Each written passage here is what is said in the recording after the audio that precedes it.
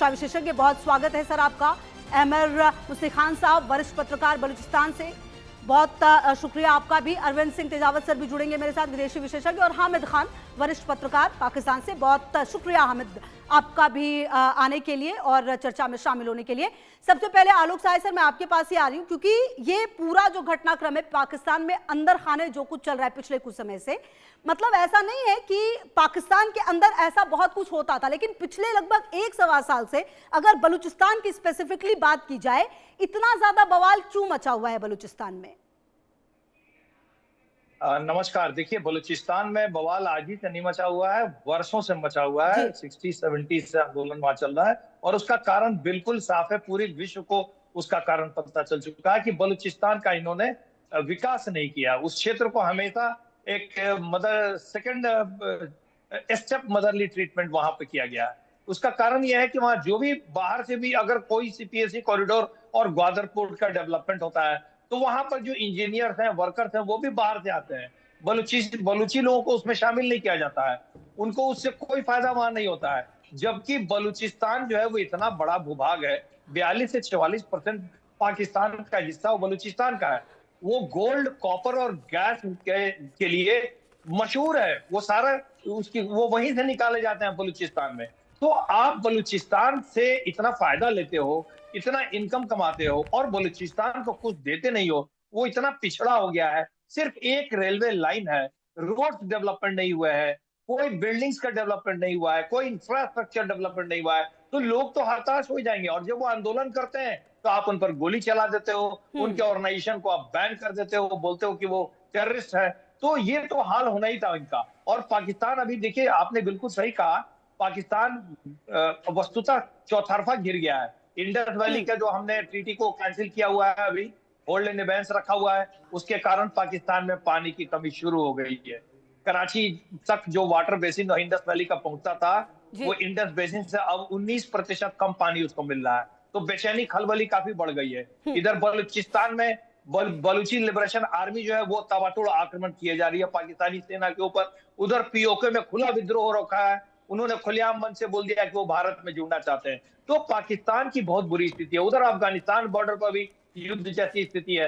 तो पाकिस्तान इससे अपने आप को डाइवर्ट करने के लिए वो भारत की तरफ बार बार उंगली उठाने की कोशिश करता है, ताकि पाकिस्तानी लोगों का और उसके अवाम का ध्यान भटकाया जा सके। ठीक है सर, मैं आती हूँ आपके पास, और कहीं ना कहीं जो बातें आपने कही हैं वो बेहद महत्वपूर्ण है। अहमर साहब, मैं आपके पास आना चाहती हूँ। क्या वजह है कि बलूचिस्तान में अब क्या आर और पार की स्थिति है, और क्या सबसे बड़ा सवाल तो एक ये भी उठता है कि बलूचिस्तान पर जो फैसला है वो संसद लेगी या आसिम मुनीर लेंगे? लोकतंत्र चल रहा है वहां पर या नहीं चल रहा है? अहमर साहब देखिए, आपका नमस्कार, आपका शुक्रिया। बलूचिस्तान जो है पाकिस्तान के फौज के हाथ से निकल चुका है। बलूचिस्तान का मामला सियासी था, लेकिन पाकिस्तान के फौजियों ने उसको मिलिट्री सॉल्यूशन ढूंढना चाहा।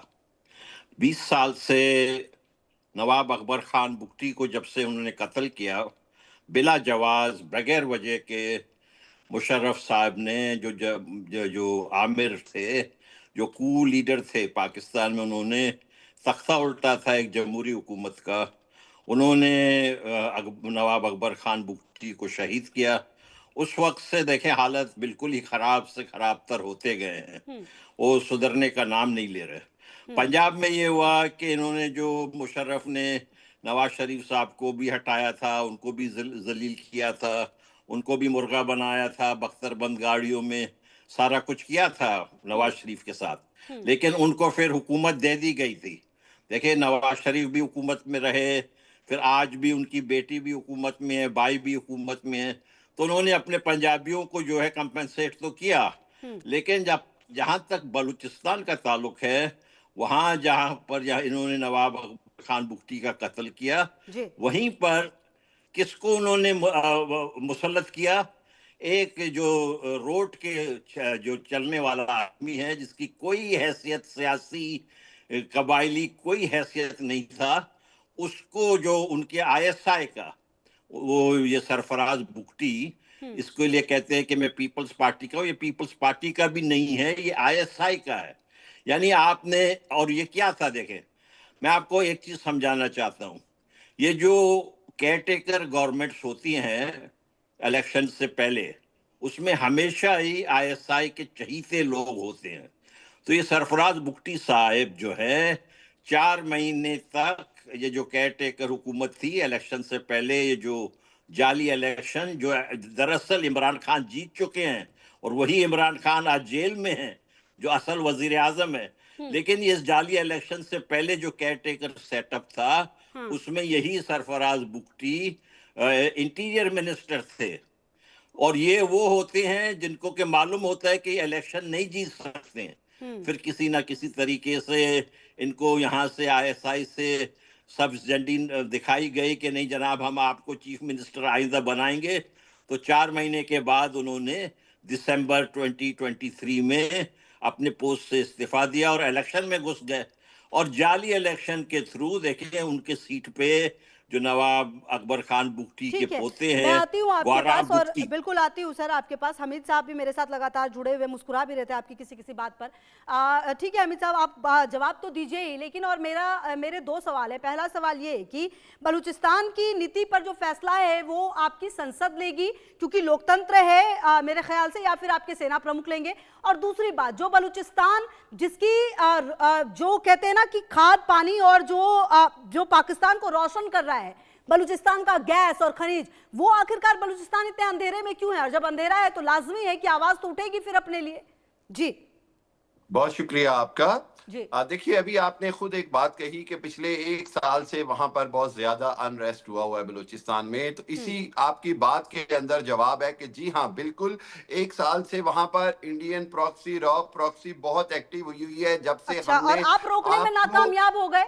आपको आपके ऑपरेशन सिंदूर में जब हमने आपको धूल चटाई है। अच्छा, आपने ऑपरेशन सिंदूर में धूल चटा दी, लेकिन आप वहां पे जो हिंदुस्तान के एजेंट है उनको ढूंढ नहीं पा रहे हैं। देखिए अरे हमीद साहब, मतलब थोड़ा प्रैक्टिकल तो बात करिए ना सर। अगर आप मुझे तहम्मुल से सुन, अगर मैं सबको तहम्मुल लेकिन आप गलत बात करेंगे तो सर बीच में बोलना पड़ेगा ना। आपको अगर मेरी बात गलत लग रही तो फिर तो फायदा नहीं है ना। Just listen to me. बात फायदे और नुकसान की भी थोड़ा लॉजिकल तो बोलिए। आप कह रहे हैं कि पिछले 1-1.5 साल, सुनिए सर, 1-1.5 साल से वहां पर जो इंडियन है और जिसका नाम आप लोग ले पा रहे हैं, जब मैं एक आपको बात आप कह रहा हूँ, आप पहले मेरी दूर में धूल चटा दी या नहीं आपको अच्छा बात पूरी करिए अपनी, थोड़ा प्रैक्टिकल, वरना फायदा नहीं होता, इससे रैशनल डिबेट नहीं होती है। बात पूरी करिए सर।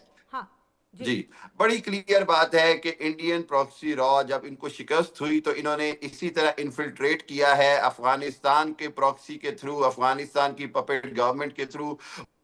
उसके बाद इनकी कोशिश है, लेकिन इसमें सब में आपको मार पड़ रही है। ये भी आपको बता दूं, ना इंडिया कामयाब हो सकता है, ना हम दुश्मन रॉ के कोई प्लान्स को कामयाब होने देंगे। वही रॉ है जिसको कनाडा भी कहता है कि ये दुनिया की जुनाब सब जगह पे एक्स्ट्रा जुडिशियल किलिंग कर रहे हैं। अमेरिका भी कह रहा है, गार्डियन की रिपोर्ट भी आ रही है। और मैं आपको एक और बात बताता चलूं कि लोकतंत्र है वहां पर, और इसी लोकतंत्र की वजह से ही अब वहां पर डेवलपमेंट भी हो रही है, सब कुछ हो रहा है। और इसी डेवलपमेंट को देखकर जो इंडियंस हैं, जो दुश्मन है, उनको लग रहा है कि अब ये पाकिस्तान जो है वो